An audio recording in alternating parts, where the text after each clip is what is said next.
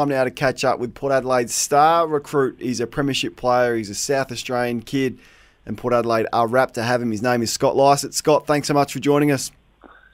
No worries, guys. Thanks for having me. Settled in nicely by the looks? Yeah, really enjoyed my time in the club so far, and all the coaches and players and supporters have been really welcoming, and just made the whole transition really easy. You've come from a premiership-winning footy program. How similar is Port Adelaide's program to what West Coast have achieved last year, and is there still some room for improvement with where Port Adelaide see their footy program and the changes they've made to that? Well, so far, I'm really happy with all the program at Port Adelaide so far. I can see a lot of similarities, and obviously no footy club is the exact same, but I'm really happy with where the footy club's at. And last year when I was thinking about coming back before Paul had all the injuries, I thought they were going pretty well. So hopefully this year we can keep most of our good players fit and finish off the year better than last year. Clearly they identified a need. Port Adelaide, Paddy Ryder, 31 years of age, has had some trouble with his Achilles. I'm fascinated to see how they're going to use you and him in tandem. I'm excited by it. What do you think the split will be between forward and ruck for yourself? Oh, it's hard to say really, but I can see it being pretty similar to what I've done in the past with Nick Nat, and I was actually having this conversation with Paddy the other day about playing with him and hopefully prolonging his career. And I've been really lucky to work with some great ruckmen, and Dean Cox, Nick Nat, and now Paddy. So it's only made me a better player, and hopefully Nick Nat and I worked pretty well in the past. So I'm sure there's no reason why myself and Paddy can't do the same. Scotty, before we get into all that, the AFLX, are you excited about it? Have you seen all the new rules? What's the feeling, the vibe amongst the players?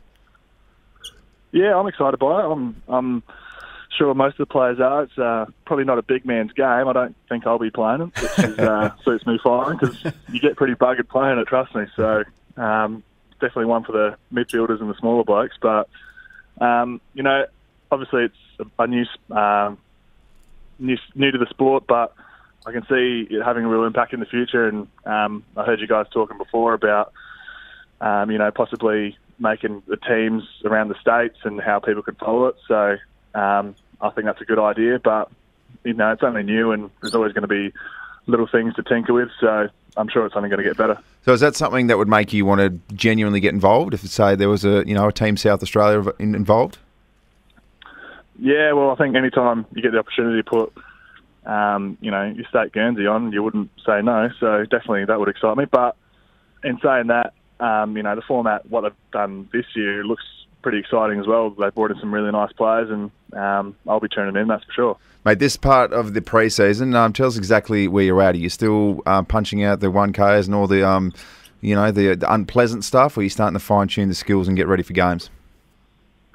Well, not quite at games yet. So I think we play the first practice game in a couple of weeks, internal. So at the moment, we're just honing our skills in and doing some running after training and all that kind of stuff still, which is always pretty tough. But hopefully, the games are just around the corner, so I'm sure the program will change and it'll be easy for the players to not get thrashed as much, I guess.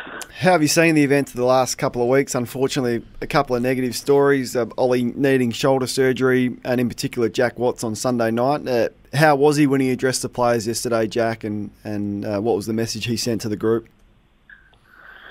Yeah, he was very disappointed. I wasn't really sure what to expect with Wattsy coming over, not knowing him, but he was really out there. He's really, talkative kind of guy and loves getting the boys up and about, but you could just tell that yesterday he was real disappointed, and the players are a little bit disappointed with him as well, but we've got his back, and hopefully we can just put our arms around him and hopefully put this behind him and make sure he has a good year. Scotty, it's such a different age now where anything you guys do, phones are out. You guys turn up to the airport, someone's filming you. Are you guys aware? Are you spoken to about just the dangers of I don't think anyone's going to say you can't do specific things. You're allowed to have fun, but are you warned about the dangers of people? There's always someone filming you guys. Yeah, well, I think heightens the fact that you're overseas in Germany and someone's doing that. So, but you do learn from a young age. You get people from the AFL and the AFLPA come out and teach the young guys not just about that, but about all aspects of life, really. Respecting women and making sure you're respecting the club and all these kind of things. And I guess it's just a reminder, although it's unfortunate to be at Port Adelaide, but just a healthy reminder for everyone just to know that you always have eyes on you, and that's just a part of playing AFL. And I guess if you can't handle that, then I guess it's not for you. The AFL Players Association come around and visit the clubs at least a couple of times a year. Have they been around this pre-season so far, and what are some of the challenges facing the current players? No, they haven't come to the club yet, so we're still waiting to see them. They usually do come around before the start of the season, but the AFLPA have been really good with the players. I'm real happy with the support that they've given us, and I'm not really too sure what their major issues are at the moment, but I'm more than happy with our issues that they'll handle them and do the best that they can for us. West Coast Premiership player joining us, Scott Lycett, played 25 games last year, kicked 10 goals, had an outstanding season, is now crossed to Port Adelaide. Scotty, in your brief time training with your new club, where do you think Port Adelaide's strengths will be in 2019? Oh, I've actually been really surprised at all areas of the field with Port Adelaide. I think we've got a really strong back line. Tommy Jonas down there, and Cleary and Dougal Howard and Darcy Byrne-Jones, and just even with Ryan Burton coming in as well, he's been really impressive. And the forward line, I'm really excited to work with Charlie and play with Robbie Gray, obviously one of the legends of Port Adelaide. So looking forward to putting on the Guernsey with him. And but obviously, as most people know, probably the game's won in the midfield, and I can definitely see us hopefully getting Ollie back and getting that shoulder right, and hopefully having a big year in the engine room, because hopefully I can help add to that, and hopefully keep Paddy fresh as well. Because if he's fresh and playing his best footy every week, then there's no reason why we can't be winning games. So really excited about the season, and like I said earlier, hopefully we can just keep some of our good players injury free and finish off the year well. A lot of contested animals in the midfield. You go through it. Ebert, Boak, Gray, Wines, Rockcliffe, Power Pepper. We know that. I guess if there's one knock just from the outside, it's the loss of Jared Polek, perhaps Chad Wingard as well, and some leg speed and some X factor through the midfield. Has the club tried some different personnel through there to try and get some speed and some excitement to match it with those tough nuts inside?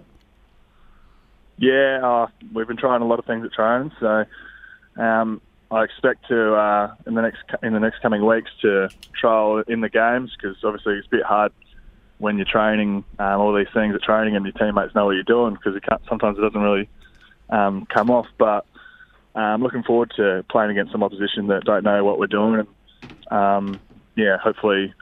I don't know much about what happened last year with the loss of Polly and Pittard, but I think I'm excited for this year, and there's no reason why we can't hopefully go better and play finals this year, hopefully. Well, Scotty, I can imagine there'd be nothing else better than winning an AFL premiership. Kane seems to think it was a pretty good day out. Have you got any teammates or coaches? Have you given the boys any pep talks just to tell them exactly what it's like? Are you giving them feedback?